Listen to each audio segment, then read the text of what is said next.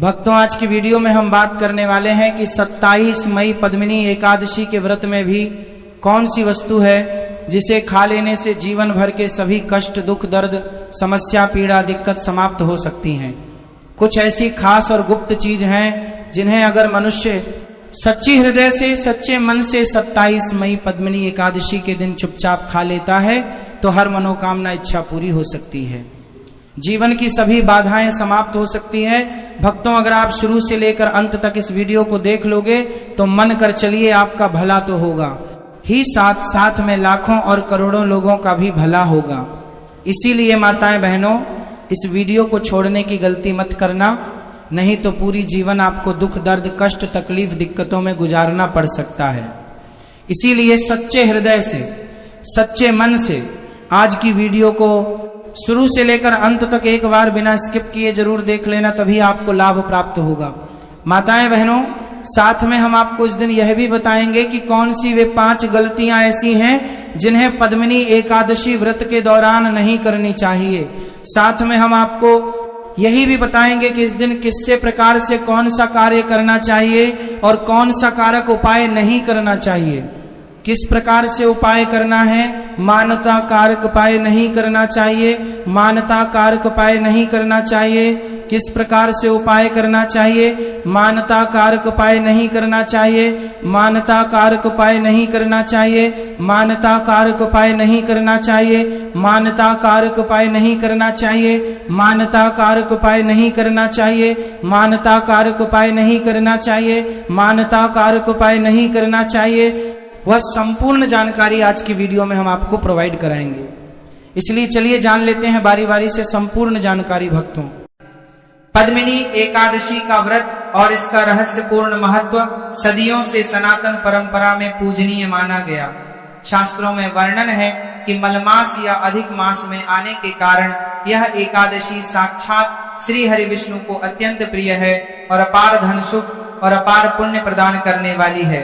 जो साधक सच्चे मन, नियम और संयम के साथ इस व्रत को करते हैं उनके जन्मांतर के भयंकर से भयंकर पाप कट जाते हैं और उन्हें दुर्लभ वैकुंठ धाम की प्राप्ति होती है। उनके अटके हुए कार्य बनने लगते हैं, मानसिक अशांति दूर होती है और आर्थिक स्थिति में अद्भुत स्थिरता आती है। भक्तों, इस दिन क्या खाना चाहिए और क्या नहीं, यह जानने से पहले इस पद्मिनी एकादशी आपको इन उपायों को निश्चित रूप से करना चाहिए। ध्यान से सुनिए भक्तों, पद्मिनी एकादशी के दिन गौ माता की सेवा का भी विशेष महत्व बताया गया है।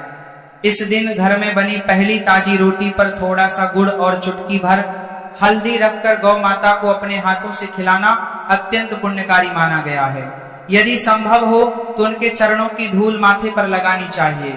ध्यान रहे कि कभी भी बासी या झूठा भोजन गाय को ना दें, क्योंकि इससे पुण्य के स्थान पर भारी दोष उत्पन्न होता है। इस दिन प्रातः ब्रह्म मुहूर्त में उठकर घर के मंदिर को अच्छी तरह शुद्ध करें। भगवान के सामने घी का दीपक जलाएं। एक स्वच्छ पात्र में पंचामृत गाय का दूध, दही, शुद्ध घी, शहद और मिश्री तैयार करें।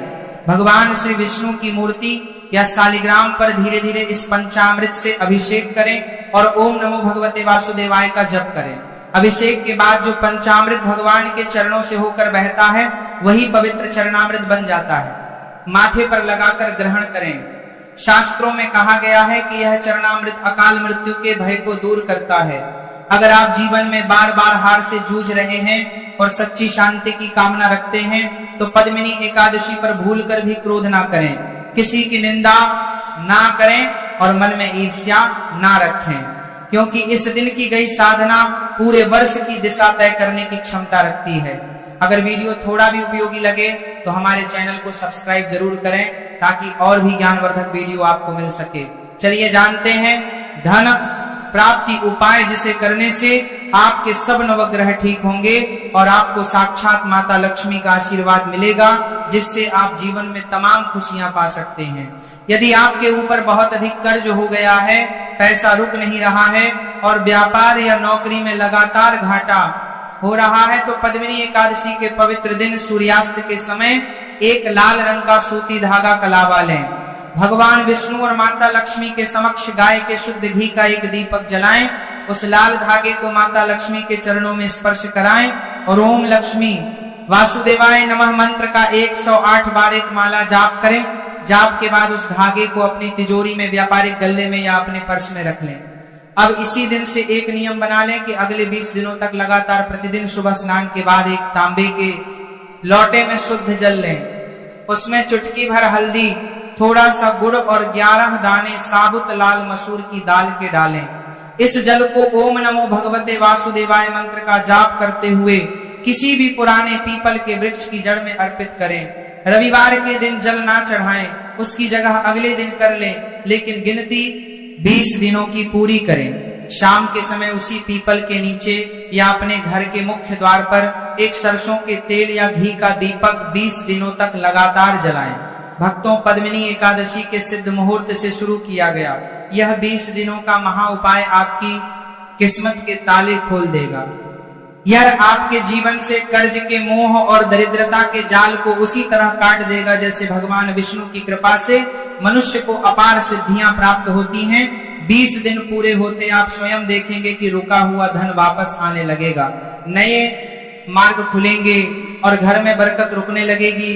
शास्त्र कहते हैं कि जैसा अन्न वैसा मन और जैसा मन वैसा भाग्य। अक्सर लोग व्रत में सेंधा नमक खाते हैं, लेकिन जो लोग उत्तम कोटि का व्रत रखना चाहते हैं उन्हें एकादशी के दिन किसी भी प्रकार के नमक का त्याग करना चाहिए। नमक खाने से इंद्रियों की चंचलता बढ़ती है। इसके अलावा एकादशी के दिन घर की रसोई में गलती से भी सरसों का तेल या तिल का तेल इस्तेमाल नहीं होना चाहिए। सरसों और तिल को भारी और तामसिक प्रवृत्ति का माना गया है, जो शनिदेव और उग्र ग्रहों से संबंधित है। फलाहार बनाने के लिए केवल शुद्ध देसी गाय के घी का ही प्रयोग करना चाहिए। एकादशी के फलाहार में लाल मिर्च और हल्दी का प्रयोग भी सर्वथा वर्जित है। लाल मिर्च शरीर में अग्नि तत्व और क्रोध को भड़काती है, जिससे एकाग्रता भंग होती है। पान का पत्ता और सुपारी चबाना भी घोर पाप है, क्योंकि पान को भोग और विलासिता का प्रतीक माना गया है। यदि यह जानकारी आपको उपयोगी लगे तो भक्ति भाव बनाए रखें और प्रभु का नाम जपते हुए अपने जीवन को सात्विकता और सकारात्मकता से भर दें। इसीलिए विशेषकर इस एकादशी के दिन आपको इन गलतियों को करने की हमारे प्राचीन धर्म शास्त्रों में सख्त मनाही की गई है। अगर कोई भी स्त्री हो या पुरुष बिना जानकारी के या अनजाने में भी इन वैदिक नियमों को तोड़ता है तो उससे भगवान विष्णु भयंकर रुष्ट हो जाते हैं और उस व्यक्ति को तमाम भौतिक सुखों से वंचित होकर आजीवन निराश कर्ज में डूबा हुआ और दरिद्र रहना पड़ता है। पद्मिनी एकादशी का अर्थ ही है अपार पुण्य देने वाली और जीवन की हर उलझन को सुलझाकर पापों से मुक्त करने वाली एकादशी। इस दिन किसी भी व्यक्ति के द्वारा सच्चे मन और निर्मल भाव से किए गए सभी पुण्य कर्मों और दान का फल उसे करोड़ों गुना होकर वापस मिलता है। लेकिन जरा सोचिए, यदि इस दिन आपसे जाने अनजाने में भी कोई भारी गलती हो जाती है तो उस गलती का 1000 गुना भयंकर दुष्परिणाम भी हमें इसी जन्म में भोगना पड़ेगा। सबसे पहली और सबसे भयंकर गलती जो अक्सर घर की महिलाएं अज्ञानतावश कर बैठती हैं वह है खान पान से जुड़ी हुई गलती। जी हाँ भक्तों, कई बार ऐसा देखा गया है कि लोग एकादशी का व्रत तो रख लेते हैं, लेकिन फिर एकादशी के व्रत को रखने के बाद भी कई सारी ऐसी वर्जित चीजों का सेवन कर लेते हैं जो भले ही अन्न ना हो, लेकिन उन्हें खाने के बाद उनके सभी पूर्ण नष्ट हो जाते हैं और एकादशी व्रत भी खंडित हो सकती है।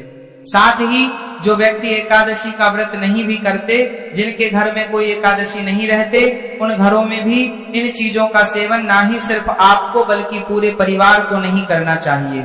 इससे पहले हम खान पान के नियम को जाने, निवेदन है आपसे कमेंट सेक्शन में ओम नमो नारायण लिखकर हमारे इस चैनल को सब्सक्राइब जरूर कर लें। शास्त्रों और पुराणों में स्पष्ट रूप से वर्णन मिलता है कि पुरुषोत्तम मास की पावन पद्मिनी एकादशी पर जिस एक गुप्त और दिव्य वस्तु के सेवन का विशेष महत्व बताया गया है वह है तुलसी दल, जिसे हमारे धर्म ग्रंथों में अमृत के समान पवित्र और जीवन यानी माना गया है। भक्तों, इस पावन दिन श्रद्धा और नियम के साथ भगवान विष्णु को अर्पित किए गए तुलसी दल का प्रसाद रूप में सेवन करने से धन की कमी, कर्ज का बोझ और व्यापार से जुड़ी बाधाएं धीरे धीरे समाप्त होने लगती हैं। अब भक्तों, इस पावन व्रत की तिथि और विधि भी जान लीजिए। ताकि साधना पूर्ण फल दे सके। इस वर्ष पद्मिनी एकादशी का व्रत 27 मई को उदया तिथि के अनुसार रखा जाएगा। भक्तों, पद्मिनी एकादशी पर व्रत का उद्देश्य केवल भूखा रहना नहीं है, बल्कि विचारों और शरीर की शुद्धता है। आइए विस्तार से जानते हैं कि इस दिन आपको क्या खाना चाहिए और किन चीजों से बचना चाहिए, क्योंकि भोजन की अशुद्धि आपके पूरे व्रत को खंडित कर सकती है। पद्मिनी एकादशी पर क्या खाएं? इस पावन दिन भगवान श्री हरि विष्णु को तुलसी दल के साथ 5 प्रकार के मीठे फलों का भोग अवश्य लगाना चाहिए और उसी को प्रसाद रूप में ग्रहण करना चाहिए। फलाहार में सेब, अनार, अंगूर, पपीता और खरबूजा ग्रहण करना अत्यंत शुभ है। अंगूर और केले माता लक्ष्मी को अत्यंत प्रिय माने गए हैं। इसके अलावा आप दूध, दही, मट्ठा और साबूदाने या मखाने की हल्की खीर खा सकते हैं। यदि आप शारीरिक रूप से बीमार हैं या पूर्ण निराहार व्रत करने में असमर्थ हैं, तो आप सेंधा नमक व्रत वाला नमक में बना बिना लहसुन प्याज का सात्विक भोजन जैसे कुट्टू या सिंघाड़े के आटे की पूरी और आलू की सब्जी ग्रहण कर सकते हैं। बस मन में प्रभु का ध्यान रखें, पद्मिनी एकादशी पर क्या ना खाएं। भक्तों, इस पावन तिथि पर भूलकर भी घर में चावल नहीं पकना चाहिए और ना ही इसका सेवन करना चाहिए। एकादशी के दिन चावल खाना रेंगने वाले जीवों के मांस खाने के समान पाप माना गया है। इसके अलावा लहसुन, प्याज, बैंगन, मसूर की दाल, गेहूं, जौ, गाजर, सलजम, पत्ता गोभी, फूल गोभी, पालक, बीन्स, शिमला मिर्च, हींग, राई, मेथी, इमली और किसी भी प्रकार का खट्टा या तामसिक भोजन घर में नहीं बनना चाहिए। फलों में भी इस बात का विशेष ध्यान रखें कि कोई भी फल बासी, बहुत अधिक पका हुआ, गला हुआ या बहुत देर से काट कर रखा हुआ नहीं होना चाहिए। ऐसे फलों का सेवन व्रत को अशुद्ध कर देता है। मांस मदिरा का तो पूर्णतः त्याग करना ही है। साथ ही बाहर का डिब्बा बंद भोजन या किसी दूसरे के घर का अन्न भी इस दिन त्याग्य माना गया है, क्योंकि उसमें तामसिक अंश होने की संभावना रहती है। जिस घर में इन नियमों का पालन नहीं होता, वहां से माता लक्ष्मी रुष्ट होकर चली जाती हैं। वह एकादशी के दिन बाल धोना गरुड़ पुराण और शास्त्रों में स्पष्ट रूप से बताया गया है कि घर की विवाहित महिलाओं को एकादशी के दिन भूलकर भी अपने बाल नहीं धोने चाहिए और ना ही सिर पर साबुन या शैम्पू का इस्तेमाल करना चाहिए। ऐसा करने के से सीधे सुहाग पर संकट आता है। पति के जीवन में अकारण बाधाएं उत्पन्न होने लगती हैं और घर की बरकत पानी की तरह बह जाती है। एकादशी के दिन दातून करने के लिए पेड़ से लकड़ी या टहनी तोड़ना भी घोर पाप माना गया है, क्योंकि वृक्षों को कष्ट देने से एकादशी का पुण्य समाप्त हो जाता है। मुख शुद्ध के लिए केवल जल से कुल्ला करना चाहिए। दूसरी सबसे बड़ी गलती है एकादशी के दिन चावल या किसी भी प्रकार के अन्न का प्रयोग करना। हमारे सनातन धर्म में एकादशी के दिन चावल पकाना या खाना साक्षात मांस भक्षण के समान महापाप माना गया है। जो व्यक्ति एकादशी के दिन अन्न का दाना भी अपने मुख में डालता है, उसके शरीर में तामसिकता प्रवेश कर जाती है और वह अपने पुण्यों का क्षय कर बैठता है। इसके अलावा एक अत्यंत गंभीर गलती जो विशेषकर इस एकादशी के दिन सर्वथा वर्जित है और जो सीधे आपके भाग्य को नष्ट कर सकती है, वह किसी भी स्त्री का अपमान करना या मन में कामुक वासना युक्त और छल कपट के विचार लाना, क्योंकि इस दिन भगवान श्री हरि विष्णु की कृपा से बड़े बड़े पापों का अंत होता है। इसलिए इस दिन घर की किसी भी महिला, माता, कन्या या पत्नी या बाहर की किसी भी स्त्री का भूलकर भी अपमान नहीं करना चाहिए और ना ही उन पर जरा सा भी क्रोध करना चाहिए। इसके साथ ही जो व्यक्ति इस दिन संपत्ति और धन के लालच में आकर अपने ही परिवार से छल कपट करता है या दूसरों का धन हड़पने की सोचता है, उसके सभी संचित पुण्य उसी क्षण भस्म हो जाते हैं और उसे भगवान विष्णु का भयंकर श्राप लगता है, जिससे उसका पूरा वंश कंगाली की ओर चला जाता है। तीसरी सबसे गंभीर गलती है द्वार पर आए। द्वार पर आए किसी जीव का अपमान करना। यदि आपके द्वार पर कोई भिखारी, गाय, काला कुत्ता या कोई भी असहाय व्यक्ति आए तो उसे कभी भी दुत्कार कर या मारकर ना भगाएं। आपको नहीं पता कि भगवान किस रूप में आपके द्वार पर आपकी परीक्षा लेने आ जाए। उन्हें खाली हाथ लौटाने या डंडा मारने से साक्षात भगवान विष्णु रुष्ट होते हैं। इसीलिए द्वार पर आए हर जीव को कुछ न कुछ अन्न, फल या जल अवश्य दें। चौथी बड़ी गलती है समय और ऊर्जा का गलत उपयोग। एकादशी के दिन शाम के समय यानी गोधूली बेला में भूल कर भी नहीं सोना चाहिए। दिन में या शाम के समय सोने से शरीर में रोग और आलस्य बढ़ता है तथा दरिद्रता घर के कोने कोने में छा जाती है। साथ ही एकादशी के दिन पूर्ण रूप से शारीरिक और मानसिक ब्रह्मचर्य का पालन करना अनिवार्य है। इस दिन पति पत्नी को एक दूसरे से पूर्ण दूरी बनाकर रखनी चाहिए और सात्विक विचार रखने चाहिए। जो भी इस नियम का उल्लंघन करता है उसके घर में कभी सुख शांति नहीं टिकती और संतान पर भी इसका बुरा प्रभाव पड़ता है। यदि आप इस पद्मिनी एकादशी का व्रत रख रहे हैं या किसी कारणवश व्रत नहीं भी रख रहे हैं, फिर भी आपको इन भयंकर गलतियों को भूलकर भी अपने सपने में भी नहीं करनी चाहिए। खासकर घर की विवाहित स्त्रियां इस वीडियो में बताई गई बातों को बड़े ही ध्यानपूर्वक और एकाग्रता से सुनना। इस बार कई वर्षों बाद जो दुर्लभ योग बन रहे हैं उससे आपको अपने जीवन में 100% अपार धन की प्राप्ति होगी। तो आप कभी अपने स्वयं के फायदे और परिवार की रक्षा के लिए इस वीडियो को बिल्कुल शुरुआत से लेकर अंत तक जरूर देखकर जाइएगा और कम से कम 10 से 11 लोगों को शेयर जरूर कीजिएगा, जिससे आपका तो फायदा हो ही, आप अन्य लोगों का भी भला करा सके। भविष्य पुराण में स्पष्ट रूप से लिखा हुआ है कि जो भी व्यक्ति कलयुग में निस्वार्थ भाव से दूसरों की मदद करेगा या ज्ञान का प्रकाश फैलाएगा उसे कभी भी धनहीन या सम्मानहीन नहीं रहना पड़ेगा। अगर आप भी सच्चे हृदय से चाहते हैं कि भगवान श्री लक्ष्मी नारायण की कृपा आप पर और आपके पूरे परिवार पर सदैव बनी रहे तो वीडियो को एक लाइक करके को सब्सक्राइब जरूर कर लें और कमेंट बॉक्स में पूरे भक्ति भाव से जय श्री लक्ष्मी नारायण जरूर लिख दें। एकादशी का व्रत केवल एक भूखे रहने की धार्मिक परंपरा नहीं है, बल्कि यह दिन आत्मशुद्धि, संयम और भगवान विष्णु की सच्ची भक्ति का एक बहुत ही गहरा अवसर लेकर आता है।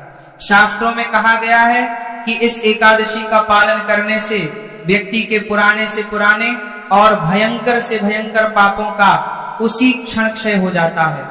यदि इस दिन कोई व्यक्ति तामसिक भोजन जैसे मांस, मदिरा, लहसुन और प्याज का सेवन करता है तो उसका मन स्वतः ही अशांत और चंचल होने लगता है। एकादशी के दिन समस्त नकारात्मकता ऐसे भोजन में ही वास करती है।